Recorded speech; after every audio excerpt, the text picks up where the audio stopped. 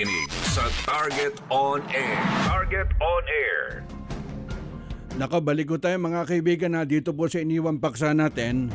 At kamakailan na imbitahan po tayo dyan sa Quezon Province. At may mga nakausap tayo mga kaibigan mula dyan po sa District 3. Napakalaki pala niyang District 3, no? Kung di ako nagkakamali doon sa mga nakikinig sa atin, dyan po sa bayan po ng Padre Burgos.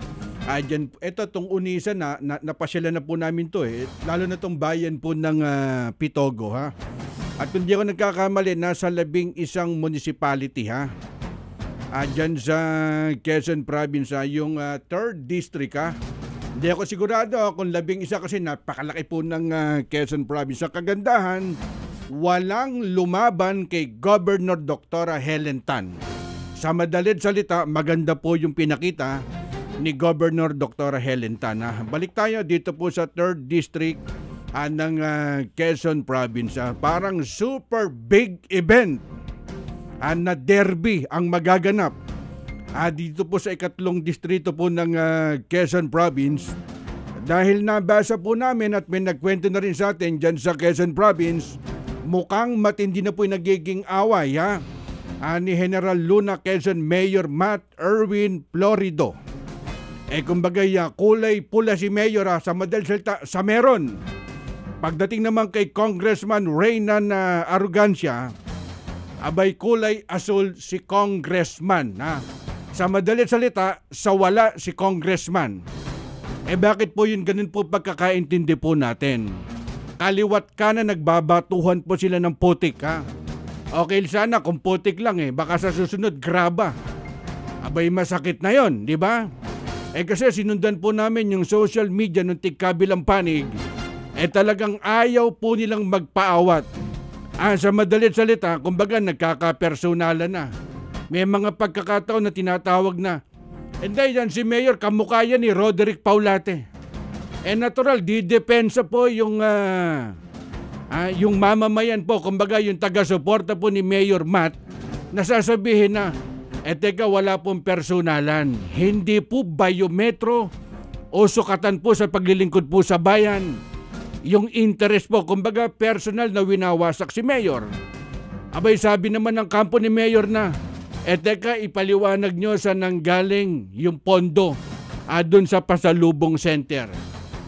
Sa madalit salita, si Mayor at si Congressman abay ayaw pong patigil dun sa mga usapin kung korupsyon ang pag-uusapan.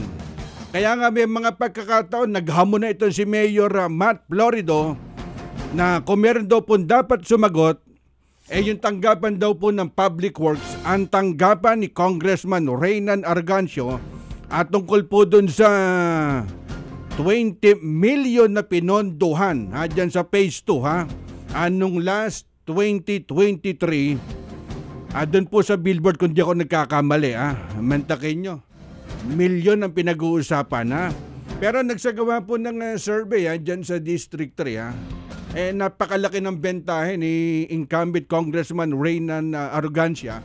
Halos lahat siya lumalamang dyan po sa bayan po ng San Francisco, San Narciso, dyan po sa Pitogo, sa Padre Burgos, di ba? Kumbaga malaki yung kalamangan ni Congressman Reynan Arrogancia.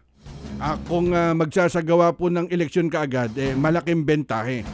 Kaya nga kung kayo tatanungin namin dyan sa Quezon Province, pabor ba kayo na magkaroon po ng isang debate, kumbaga sa pagitan po ni General Luna Mayor at saka ni Congressman Reynan Arrogancia.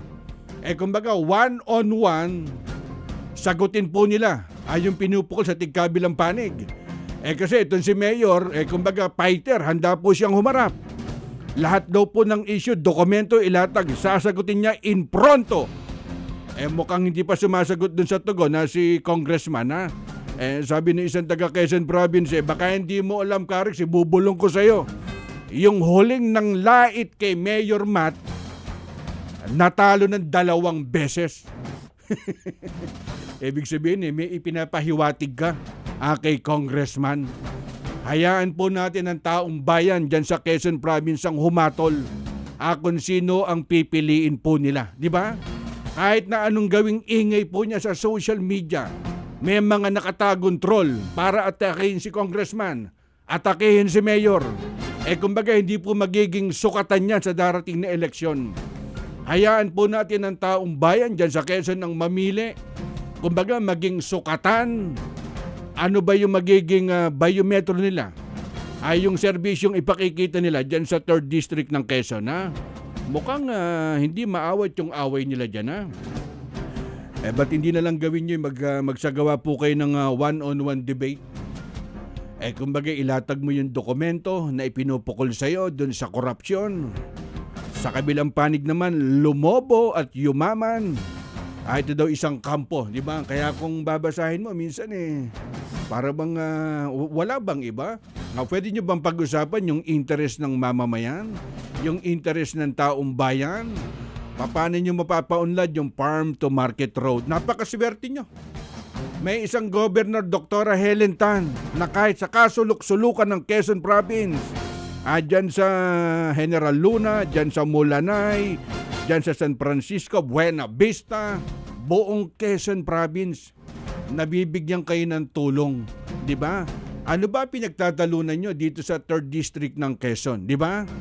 Kaya hayaan po natin ang taga Quezon Province ang humatol dito kay Mayor Matt Erwin Florido na tumatakbong congressman. Ang dating ni Mayor congressman Kumbaga kine-claim niya bilang congressman. At ito si Congressman Reynan Arrogancia. Kumbaga kalmado lang si congressman. Di ba? Kumbaga bumabase siya dun sa interes ng taong bayan. Ano ba yung mga proyekto, programa para mapaganda, ha? Sa kampo ni Mayor Matt, kumbaga gusto ko one-on-one. Ilatag niyo yung ebidensya, dokumento, lahat sasagutin ko in pronto. Kaya abangan po natin yan, dyan sa Quezon Province, sa 3rd District, si Congressman Mayor Matt. Ayaw na ng mayor, gusto niya Congressman Mayor Matt Erwin Florido na ang itawag sa kanya, ha? At saka si Congressman Reynan Arrogancia, ha? Antabay kami, ha? Sa mga susunod, sisikapin namin makausap si Congressman Reynan at saka si Karix, hindi mayor. At saka si Congressman Erwin Florido. Di sige. Sasabayan ko na rin yung mga panawagan ng kanyang mga constituent na nagke-claim na siya po congressman na, ha? Antabay kami, ha? At kakausapin natin, kumbagay pupulsohan natin ano ba ang damdamin ng taong bayan dyan sa 3rd District ng Quezon Province, ha? Kayo'y nakikinig sa Target on Air. Target on Air.